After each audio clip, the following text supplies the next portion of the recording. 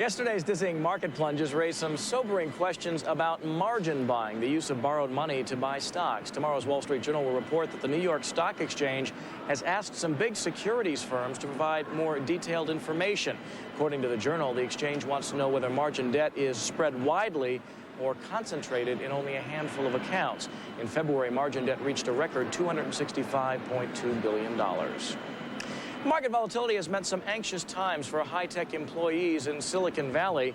Many are highly compensated in stock options, which can be a shaky currency. Andrew Glassman reports. Silicon Valley, where working in high tech means champagne flowing the day your company goes public. But now a splash of cold water, as many techs have taken significant drops and those options have decreased in value. Executive recruiters say it's already more difficult to convince people to drop their steady jobs to take the risk on a dot-com startup with the lure of options. If the market conditions continue to be very unstable, you might see people that are more opposed to taking risk at this point because they don't want to do too much career damage if they're wrong, and they realize that the stock options might amount to nothing. What are these guys doing over here? We're glazing the windows today. And what about employees who are already established in the Valley and spending the money based in part on the options they've been granted? Last November, as the NASDAQ soared through 3,000, we profiled Veritas Software Senior VP Peter Levine as he was building his dream house.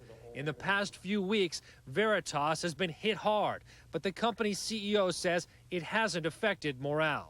I do feel that many of the people in the company have really established very strong positions, and they're smaller today than they were yesterday, but I think they're still pretty good.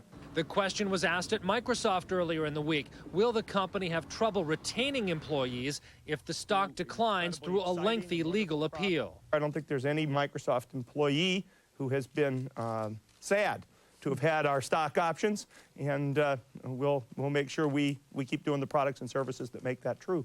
One executive search firm reports new mid-level employees at a dot-com startup can expect a salary of $120,000 to $170,000 a year and an option package worth roughly $250,000 to $1.5 million after a successful IPO. But the promise of that eventual IPO seems more like a gamble now. If the market continues to show, signs of instability and it continues to move up and down dramatically, you're probably going to see more and more people fall off the stockoption.com boat.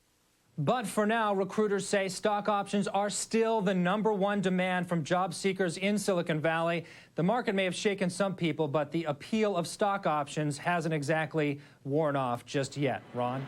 Thanks, Andrew.